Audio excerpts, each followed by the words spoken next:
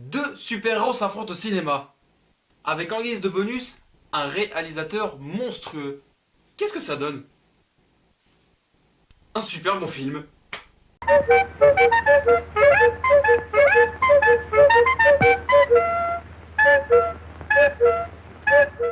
Bijou YouTube, j'espère que vous allez bien, moi ça va très bien. Et aujourd'hui, petite critique sur Batman vs Superman, où je parlerai de la version sortie au cinéma et bien sûr de la version longue, mais tout ça sans spoiler, évidemment. Allez, c'est parti!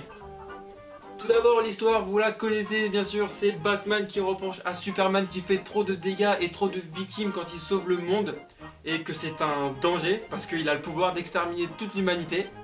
Et bien sûr, Superman reproche à Batman qu'il est trop brutal avec ses victimes. Et tous deux vont en venir, avec quelques problèmes en plus, à un affrontement. Et pour ma part, je trouve que c'est le meilleur film d'action de 2016. Oh mais t'es pas bien toi. Mais c'est Deadpool. Mais t'es fou toi! C'est Captain America 3. Non! C'est Camping 3!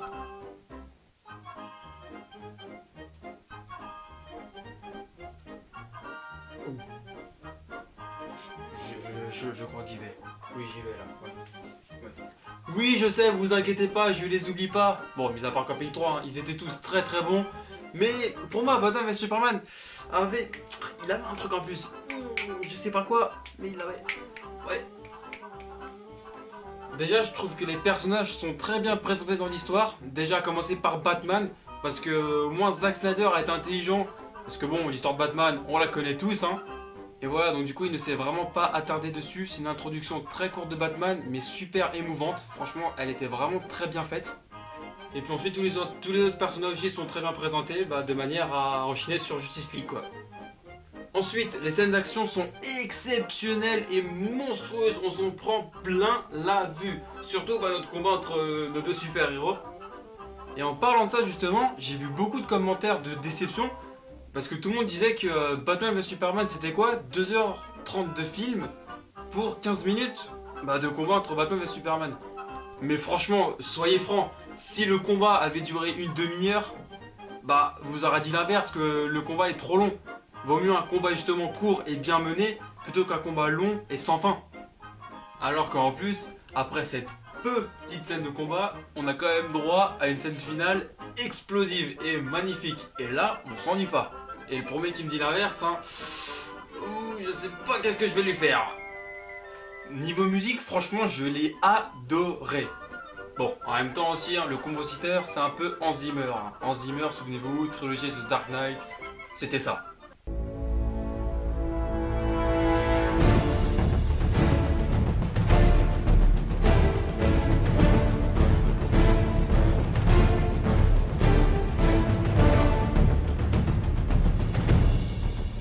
Mais il y a aussi un certain Junkie XL. Si ça ne vous dit rien, c'est juste aussi un peu le compositeur de Mad Max Fury Road.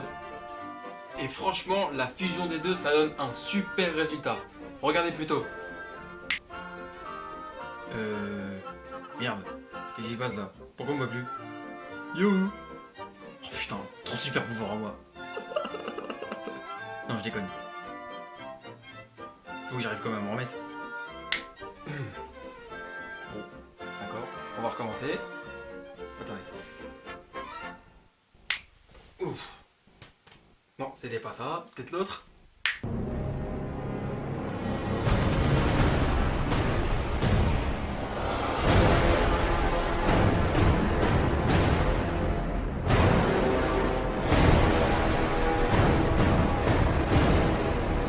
Comme quoi, vous l'aurez entendu, le thème de Batman et Superman, franchement, c'est sans voix.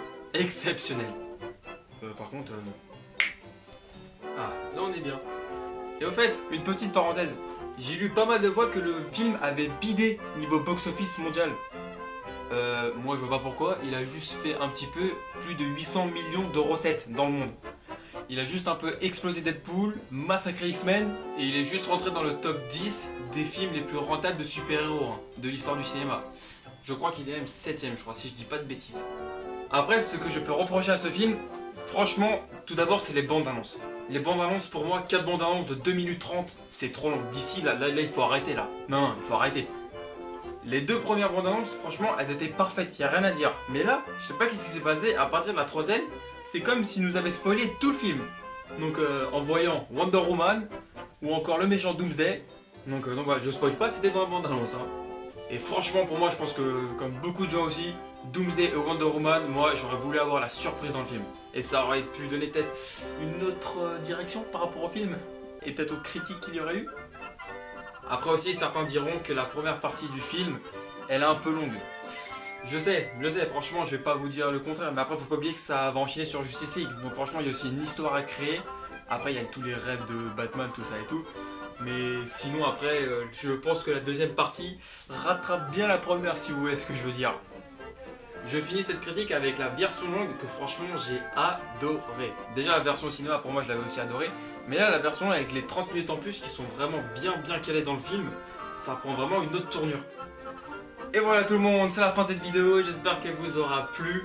Voilà ce que je peux vous dire sur Batman vs Superman, qui est pour moi malgré tout un très bon film que je conseille fortement. Et si vous ne l'avez pas vu, je vous conseille directement la version longue, comme ça au moins vous saurez OP, il y aura déjà plus de détails. Et vous n'aurez pas besoin de le voir en 2 fois. N'hésitez pas à liker cette vidéo, à me donner votre avis sur ce film dans les commentaires. Et puis on se retrouve très vite sur YouTube.